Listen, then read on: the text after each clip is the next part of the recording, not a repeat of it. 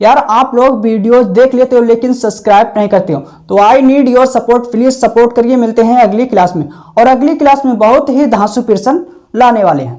हम समाकलन के टॉप 5 प्रश्नों को हल करने वाले हैं जो बोर्ड परीक्षा में 47 बार लगातार आ चुके हैं। जी हाँ मेरे प्यारे दोस्त, ये वो सिलेक्टेड कौन सा है जो बोर्ड परीक्षा में 47 बार लगातार आ चुके हैं 5 नंबर में। ये प्रश्न बोर्ड परीक्षा में हर साल 5 नंबर में आते हैं। अगर आप अनसॉल्व्ड पेपर में देखोगे तो अनसॉल्व्ड पेपर के हर एक सेट में आपको ये 5-5 नंबर में रखे हुए मिल जाएंगे। इन प्रश्नों को मैं बहुत ही अच्छी तरह से अनसॉल्व्ड पेपर से छांटकर और एनालिसिस करके लाया हूं। तो इन प्रश्नों को अगर आपने अच्छी तरह से तैयार कर लिया और इस क्लास को A to Z देख लिया तो 25 नंबर आपके पक्के। इस क्लास को देखने के बाद आपके 25 नंबर पक्के हो जाएंगे। तो प्रश्नों को हल करते हैं। पहला प्रश्न, ओके, पहले प्रश्न को हल करते हैं। समाकलन का मान ज्ञात कीजिए। ओके, समाकलन का मान ज्ञात करके देना है। तो सबसे पहले इसको हम I के बराबर मान लेते हैं, उसके बाद ही समाकलन इसका करेंगे। माना I बराबर समाकलन का सिंबल कॉसिक एक्स, ब्रैकेट में cosec x plus cot x और बाहर मेरा dx। ओके, इसको हम अंदर ले जाएंगे तो दोनों पदों के साथ गुणा होगी। पहले हम इससे कराएंगे फिर इससे। ओके, तो कॉसिक स्क्वायर एक्स प्लस है तो प्लस, फिर cosec x into cot x. Okay, अब इस ब्रैकेट के अंदर दो पद है, प्रत्येक पद का x के सापेक्ष समाकलन होगा। तो प्रत्येक पद को हम अलग अलग कर लेते हैं, यानी सेपरेट कर लेते हैं। इसको हम समाकलन का सिंबल देंगे, dx देंगे, और फिर इसको समाकलन का सिंबल और dx देंगे।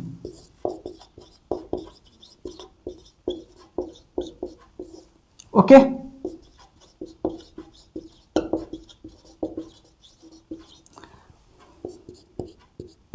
अब हम समाकलन करेंगे। तो कॉसिक स्क्वायर एक्स का समाकलन माइनस कॉट एक्स प्लस है तो प्लस। अब cosec x into cot x का समाकलन minus cosec x minus cosec x. Okay, और प्लस समाकलन अचर सी, यह हम कहें समाकलन नियतांक, प्लस माइनस माइनस।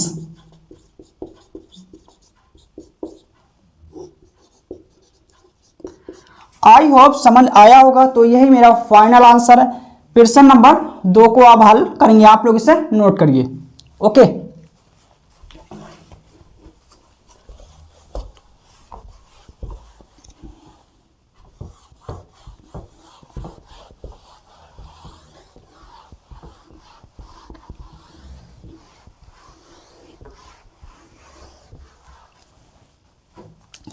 प्रश्न नंबर 2,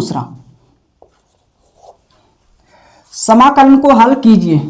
इसने कहा है कि समाकलन को हल कीजिए, यानी इंटीग्रेशन को। तो सबसे पहले इसको I के बराबर मान लेते हैं, उसके बाद ही समाकलन करेंगे।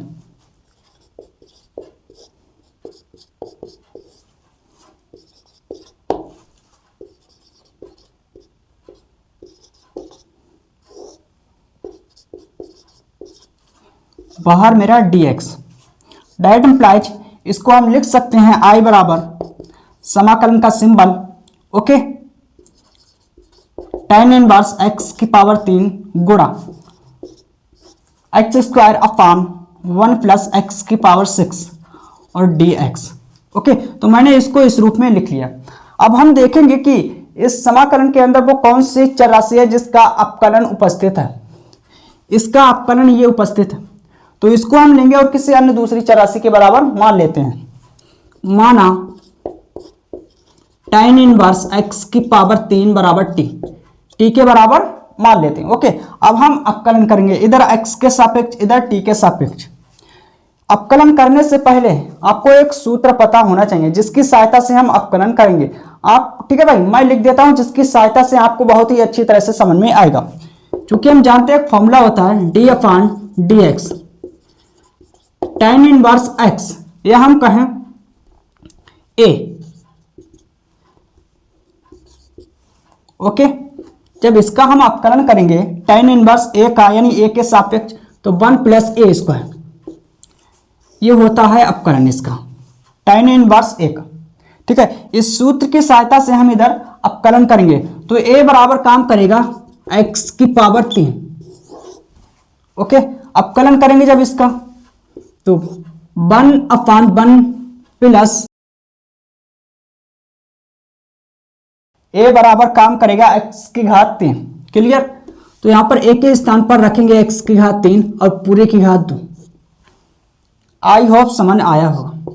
ओके, अब हम करेंगे x की घात 3 का अपकलन, तो चर की पावर अचर है तो अचर घात पहले आ जाएगी और एक घात घट जाएगी, बाहर मेरा dx। ओके, इधर हम t के सापेक्ष करेंगे अपकलन। क्लियर, तो 3 को हम दूसरी तरफ ले जाएंगे, 3 दूनी 6,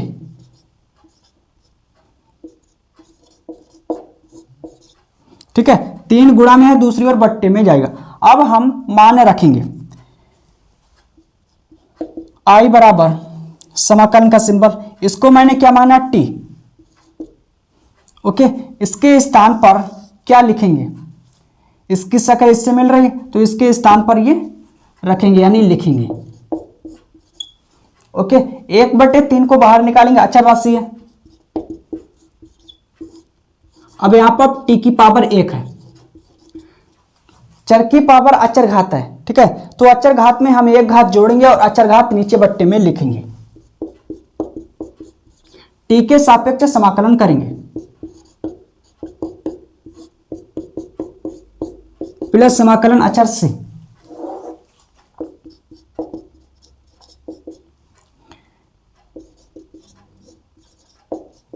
ओके, तो 6 1/6 गुणा t की पावर 2 प्लस समाकलन अचर से। अब हम t का मान रखेंगे जो माना था ये,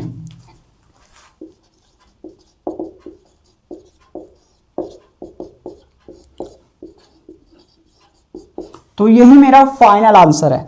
आई होप समझ आया होगा, तो आप लोग इसे नोट करके इसके बाद तीसरे प्रश्न को हल करेंगे।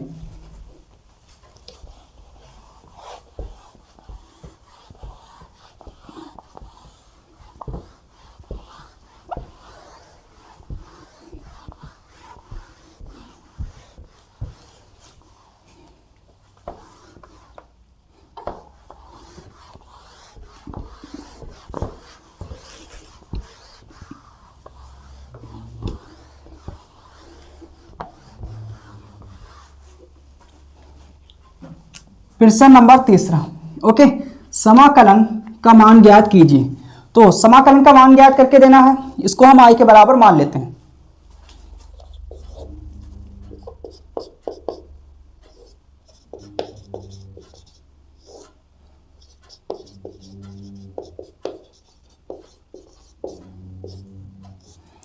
ओके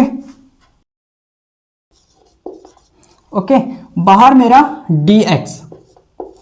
क्लियर, अब हम हर के संयुग्मी से हंस तथा हर में गुणा करेंगे, तो लिखेंगे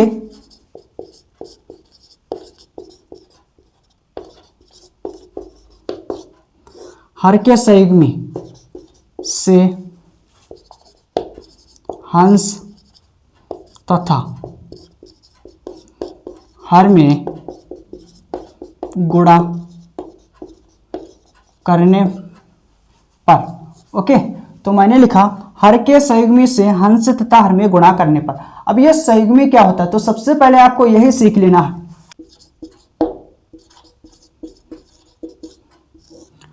संयुग्मी, ओके, सबसे पहले आपको यही सीख लेना है कि संयुग्मी क्या है। अगर हम आपसे कहें a प्लस बी का संयुग्मी बताओ, संयुग्मी में क्या होता है, जो चिन्ह होते हैं वो बदल जाते हैं, राशि सेम टू सेम रहती है। तो यहां पर अगर हम आपसे कहें कि a प्लस बी का संयुग्मी बताओ, तो a माइनस बी, यानी राशि सेम टू सेम रहती है, केवल और केवल चिन्ह बदलते हैं। ठीक है, प्लस है तो माइनस हो गया। अगर हम आपसे कहें कि a माइनस बी का संयुग्मी बताओ, तो a प्लस बी हो जाएगा, यानी चिन्ह बदल जाते हैं। ठीक है, राशि सेम टू सेम रहती है। आई होप समझ आया होगा। क्लियर।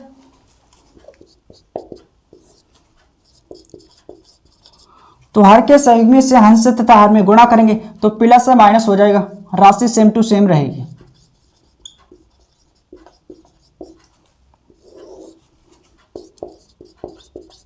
इसे नोट करेंगे। अब हम इसमें गुणा करेंगे, ठीक है, इसके संयुग्मी से।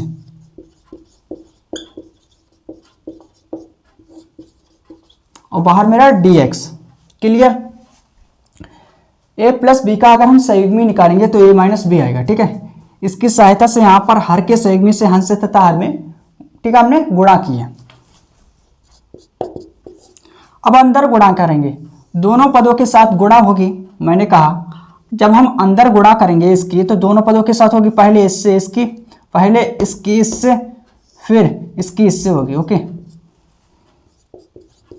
सेक स्क्वायर एक्स, माइनस है तो माइनस, फिर sec x into tan x. Okay, अब यहाँ पर a plus B, A minus B, एक सूत्र होता है चूंकि हम जानते हैं A square minus B square बराबर A plus B into bracket में ए माइनस बी। तो इसकी शक्ल इससे मिल रही है तो इसको हम इस रूप में लिखेंगे, यानी ए प्लस बी, ठीक है, ए माइनस बी।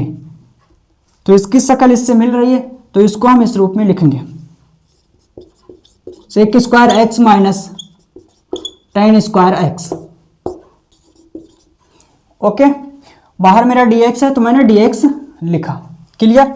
अब नोट करेंगे, इसको सेम टू सेम नोट करेंगे।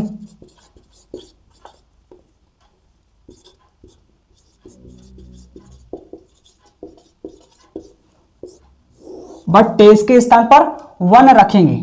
एक सूत्र होता है जिसकी सहायता से, क्योंकि sec square x minus tan square x बराबर, ठीक है, 1, तो इसके स्थान पर मैंने 1 रखा। क्लियर। बाहर मेरा dx।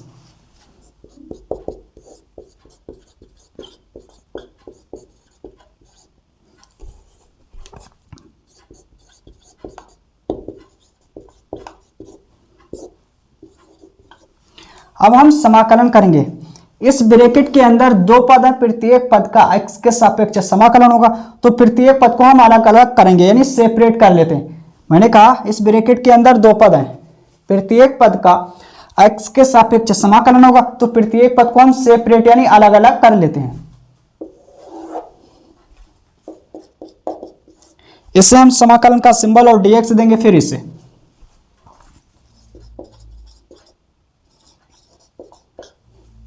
माइनस है तो माइनस,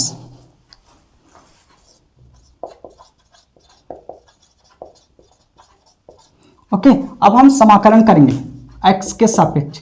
तो सेक स्क्वायर x का समाकलन tan x माइनस, अब सेक x इंटू tan x का समाकलन सेक x प्लस समाकलन अचर c, यानी समाकलन नियतांक c।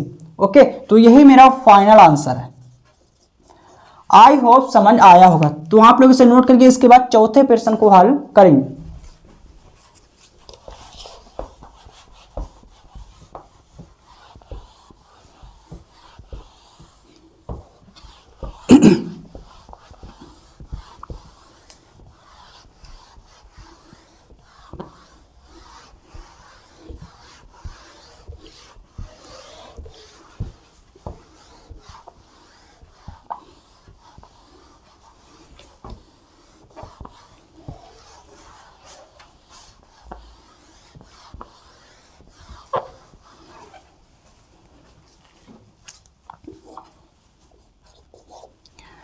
प्रश्न नंबर अब 4 को हल करेंगे। समाकलन का मान ज्ञात कीजिए। तो सबसे पहले इसे हम i के बराबर मान लेते हैं, उसके बाद ही समाकलन करेंगे।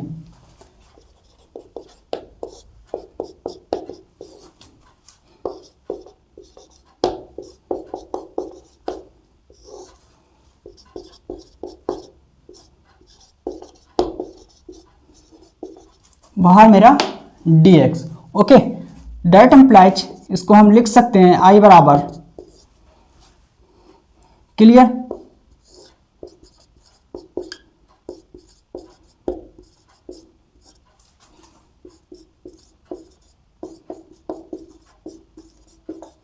ओके। तो मैंने इसको इस रूप में लिख लिया।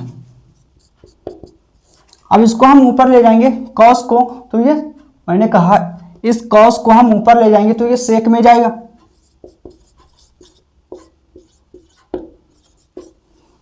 आया समझ में? नहीं आया? ठीक है भाई, इस कॉस को हम ऊपर ले जाएंगे तो ये सेक में जाएगा। एक सूत्र होता है जिसकी सहायता से, चूंकि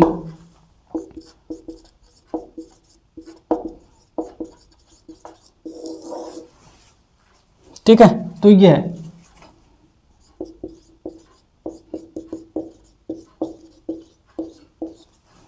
क्लियर।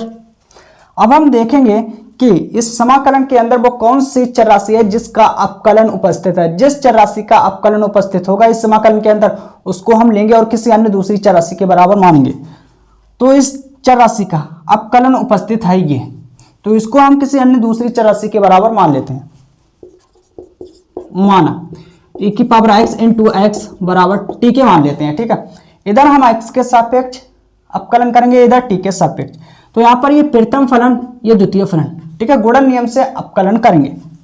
तो प्रथम फलन द्वितीय फलन का अपकलन प्लस द्वितीय फलन और प्रथम फलन का अपकलन, ओके, और बाहर मेरा dx बराबर dt, ओके। x का x के सापेक्ष अपकलन 1, e की पावर x का अपकलन e की पावर x और बाहर मेरा dx।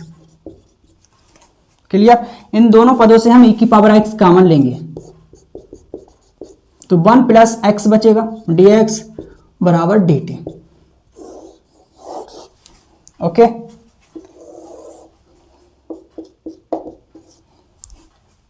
सेक स्क्वायर, इसे मैंने t माना तो t लिखेंगे, ठीक है। इसकी शक्ल इससे मिल रही है तो इसके स्थान पर t रखेंगे यानी लिखेंगे। अब हम t के सापेक्ष समाकलन करेंगे तो सेक स्क्वायर t का समाकलन tan, okay, tan t plus समाकलन अचर से। क्लियर? अब हम t का मान रखेंगे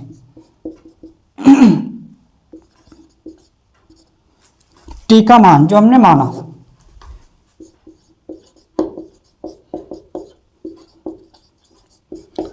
तो यही मेरा फाइनल आंसर है। आप लोग इसे नोट करिए, इसके बाद हम 5वें प्रश्न को हल करेंगे, ओके।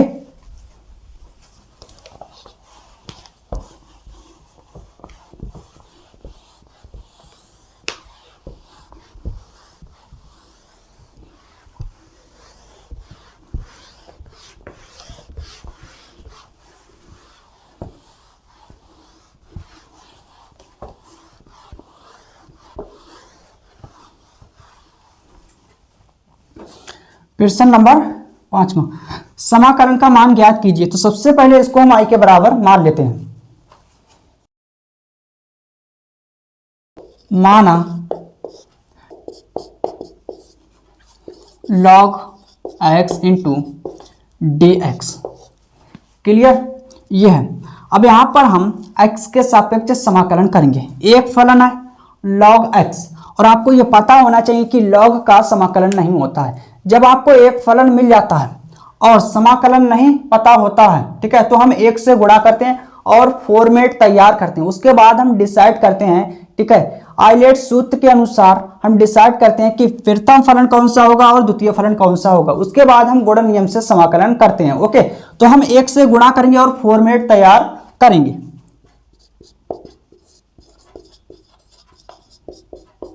क्लियर? तो इसको मैंने इस रूप में लिख लिया। अब हम देखेंगे कि प्रथम फलन कौन सा होगा और द्वितीय फलन कौन सा होगा। क्लियर? आई होप समझ आया होगा। आइलेट सूत्र होता है जिसके आधार पर हम ये डिसाइड करेंगे कि प्रथम फलन कौन सा होगा और द्वितीय फलन कौन सा होगा। अब ये आइलेट क्या होता है इसके बारे में मैं आपको, ठीक है, A to Z जानकारी देने वाला हूं। सुनो, समझो और देखो अच्छी तरह से। आई का मतलब इनवर्स ट्रिग्नोमेट्रिक फंक्शन, एल का मतलब लॉग अरिथमेटिक फंक्शन, ए का मतलब अलजेब्रिक फंक्शन, टी का मतलब ट्रिग्नोमेट्रिक फंक्शन, ई का मतलब एक्सपोनेंशियल फंक्शन, ओके। इस सूत्र में जो पहले आता है उसे प्रथम फलन मानते हैं, जो बाद में आता है उसे द्वितीय फलन मानते हैं। तो यहां पर लॉग क्या है? Log arithmetic function. अब एक क्या है, यानी 1, तो यह है अलजेब्रिक फंक्शन। 1 को हम लिख सकते हैं x की पावर 0। अब 1 को हम x की पावर 0 क्यों लिख सकते हैं, क्योंकि यहां पर चर राशि क्या है x, और जिसकी पावर 0 होती है, ठीक है, यानी जिसकी घात 0 होती है उसका मान 1 होता, ठीक है। तो यह है लॉगरिथमिक फंक्शन। 1 क्या है, अलजेब्रिक फंक्शन। इस सूत्र में जो पहले आता है उसे प्रथम फलन, जो बाद में आता है उसे द्वितीय फलन। तो यह है प्रथम फलन और यह है द्वितीय फलन। ओके, प्रथम फलन द्वितीय फलन। क्लियर? आई होप समझ आया होगा। अब हम गुणन नियम से समाकलन करेंगे। अब ये गुणन नियम क्या होता है तो मैं लिख देता हूं, जिसकी सहायता से आपको अच्छी तरह से समझ में आएगा।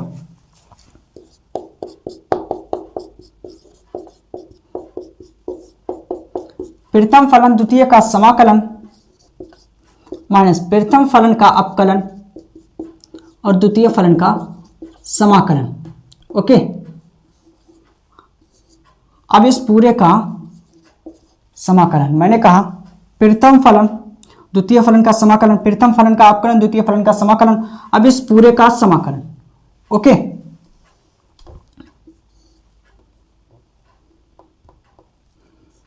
आई होप समझ आया होगा। अब इस सूत्र की सहायता से हम समाकलन करेंगे। तो प्रथम फलन और द्वितीय फलन का समाकलन। ओके, प्रथम फलन का अपकलन और द्वितीय फलन का समाकलन, द्वितीय फलन 1। अब इस पूरे का समाकलन। क्लियर? बन है अचर राशि, अचर राशि का समाकलन जो डी के साथ चर राशि होती है वो हम देते हैं। तो 1 का समाकलन x, log x का अपकलन करेंगे तो 1/x, ठीक है। 1 का समाकलन x dx, तो x से x कट जाएगा। x को हम पहले लिख लेते हैं, माइनस है तो माइनस,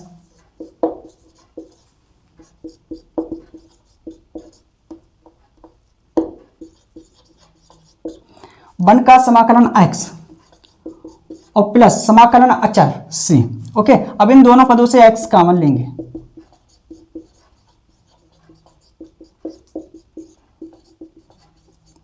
तो यही मेरा फाइनल आंसर है। आई होप समझ आया होगा। तो आप लोग इसे नोट करिए। अगर आज की क्लास अच्छी लगी है तो अपने चैनल मैथ एजुकेशन को लाइक, सब्सक्राइब और शेयर करिएगा। यार आप लोग वीडियोस देख लेते हो लेकिन सब्सक्राइब नहीं करते हो, तो I need your support, please support करिए। मिलते हैं अगली क्लास में, और अगली क्लास में बहुत ही धांसू प्रश्न लाने वाले हैं।